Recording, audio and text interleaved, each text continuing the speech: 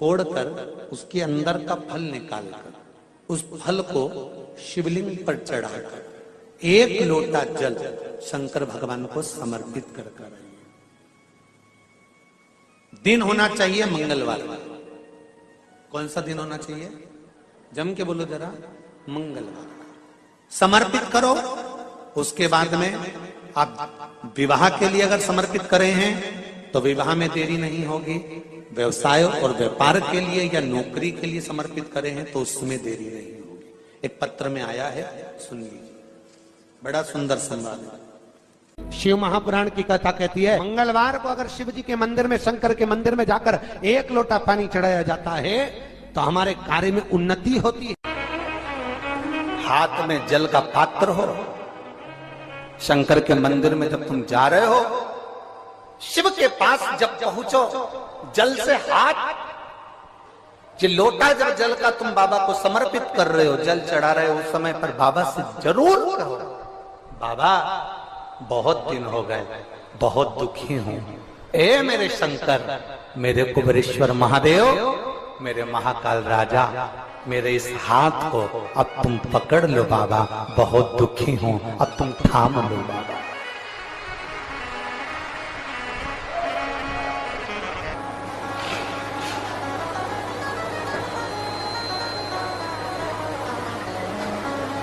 शिव महापुराण की कथा यहां तक कहती है कि यदि आप कोई मंत्र, साधना, व्रत, उपास कुछ भी नहीं जानते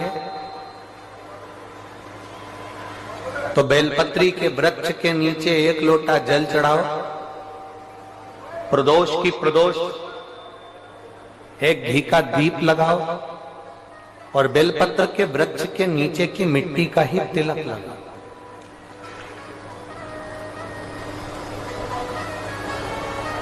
बेलपत्र के वृक्ष के नीचे की ही मिट्टी का तिलक। कथा हमको कहती है कि भगवान कभी भी सामग्री का भूखा नहीं रहा, भगवान भोलेनाथ भाव का भूखा रहा। भगवान शंकर को रिझाने के लिए सामग्री की जरूरत नहीं है। कोई चीज तुम पशुपति व्रत करने के लिए गई हो, थोड़ा सामान तुम्हारा घर पर छूट गया, मान लो तुम्हारा कंकु, रोली, मोली, चंदन, हल्दी कुछ घर पर छूट गया, बस एक चीज ना छूटे, जो 6 दिए हैं वो और प्रसाद के 3 हिस्से। जो प्रसाद तुम लेकर जा रहे हो उसके 3 हिस्से करने का सामान वो छूटना नहीं चाहिए। बाकी का तुम्हारी मोली घर पर छूट गई, रोली घर पर छूट गई, चंदन घर पर छूट गया, अगर तगर घर पर छूट गया, कपूर घर पर छूट गया, लोटा पानी का घर पर छूट गया, कोई सामान तुम्हारा घर पर छूट गया, चल जाएगा, बिल्कुल चलेगा। तुम उसमें चिंता मत करना कि मेरी थाली में ये नहीं।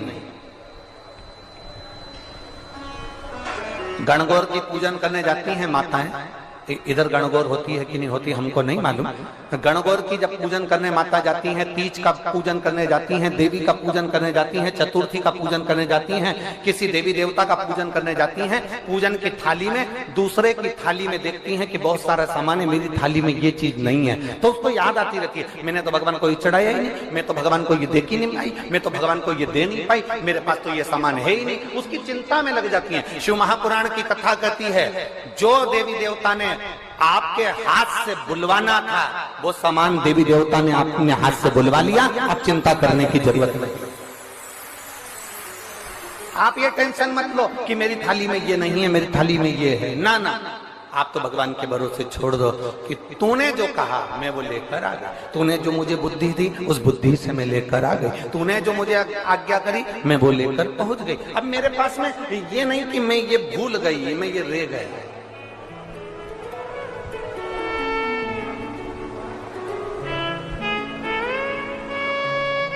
महाराज,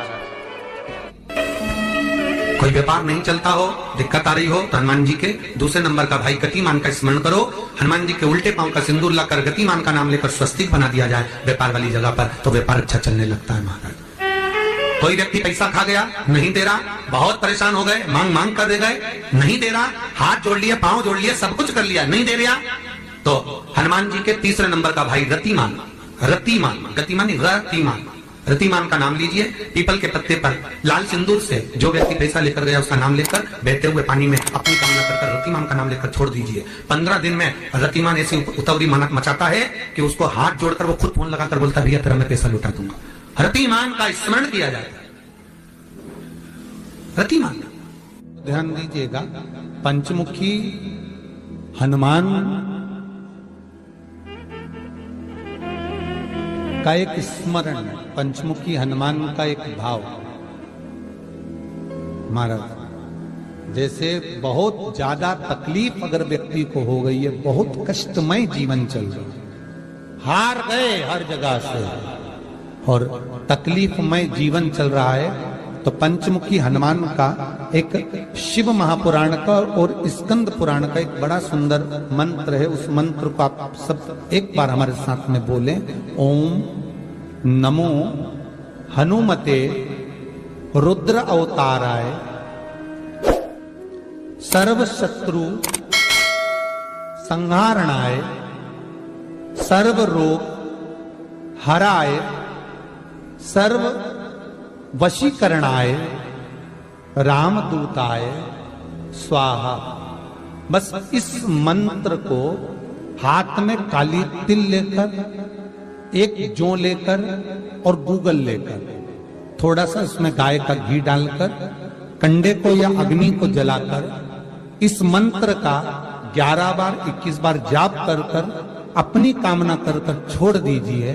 कैसा भी रोग हो, बीमारी हो, कष्ट हो, दुख हो, तकलीफ हो, 21 दिन के अंदर वो आनंद आना प्रारंभ कर देता है।